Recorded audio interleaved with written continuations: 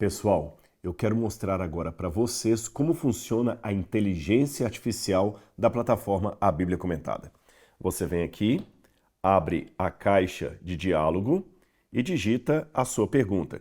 Eu quero, por exemplo, que ela me conte uma parábola bíblica sobre o perdão.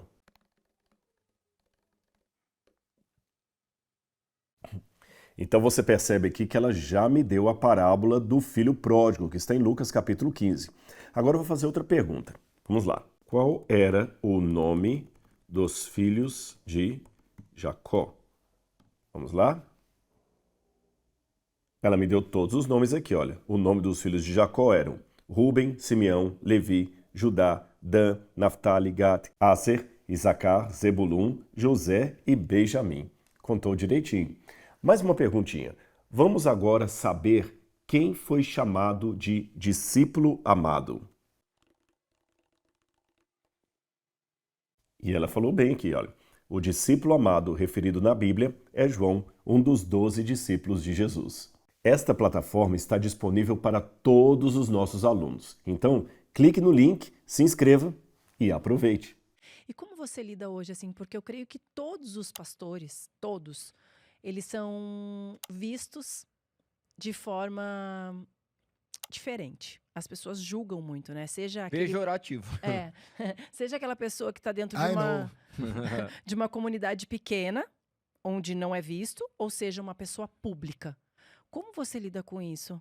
Não é fácil. Nós estamos num mundo estranho. A internet deu voz aos imbecis. Né? É uma frase hoje muito usada por muitas pessoas de influência.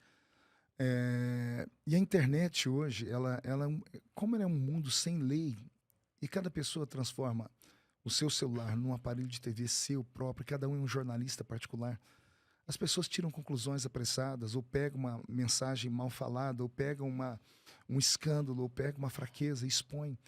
Então isso vai deteriorando a nossa própria fé.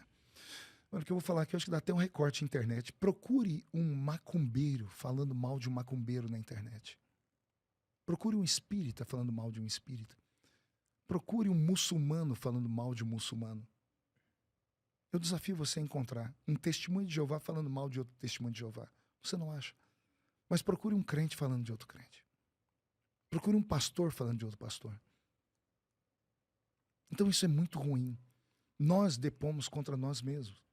É a velha história do homem que estava vendendo um cavalo. Conhece? Conhece Não. essa?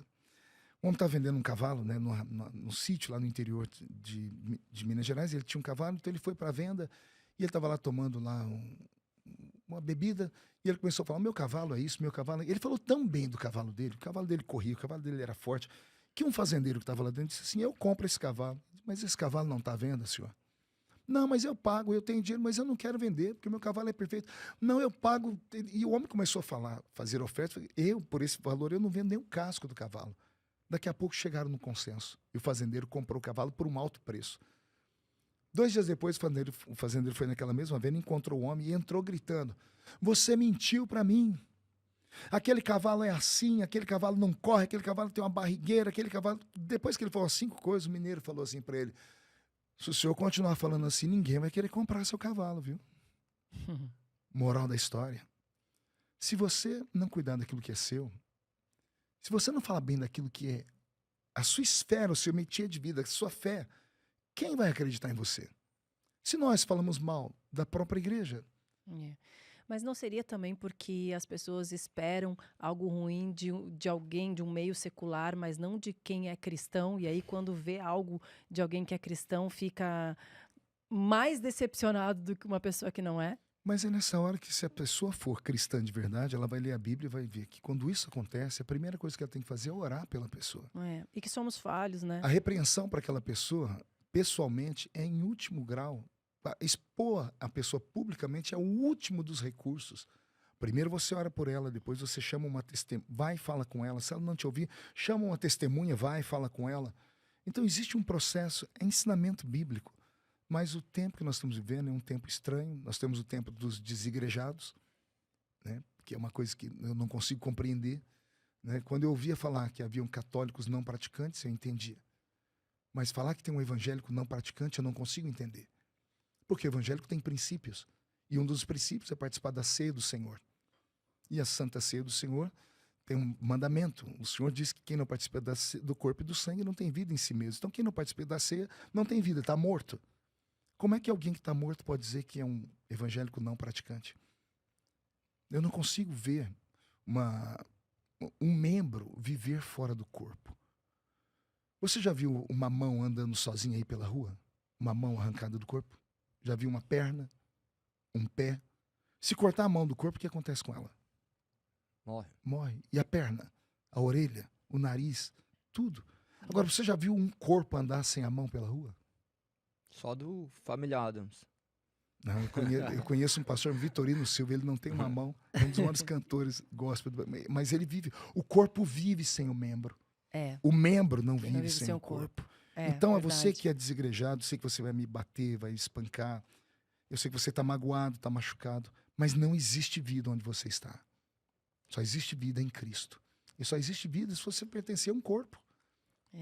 E hoje também as pessoas, elas não estão prontas para ouvir a verdade do Evangelho, né? Elas não querem ouvir, porque quando nós falamos realmente a verdade do Evangelho, ele é confrontador. Negue-se a si mesmo, né? Eu sou muito crítico, eu sou evangelista, eu sou crítico. Ontem eu estava pregando em Aparecido de Goiânia, numa grande igreja, e eu falei sobre isso. Eu disse que as pessoas que começaram a seguir Jesus no início, na Bíblia, iam por causa do que ele falava. Daqui a pouco começaram a caminhar atrás dele por causa daquilo que ele fazia. E daqui a pouco começaram a caminhar ao lado dele por causa daquilo que ele dava. E daqui a pouco caminhavam atrás dele para ter uma mescla de tudo isso. E passaram a não andar atrás de Jesus pelo sentido principal, que era o céu. Quem ele era, né? O céu, era a presença dele. Então as pessoas começaram a andar atrás de Jesus por causa de entretenimento. Igreja não é entretenimento. Pode até ter algum tipo de entretenimento, mas ela não é entretenimento. Ela não pode ser uma casa de espetáculos. Ela não pode ser um show. O púlpito não pode ser um picadeiro de stand-up. O lugar é muito sério. Eu aprendi isso desde a minha infância. Pastor não é o cara, é o homem de Deus.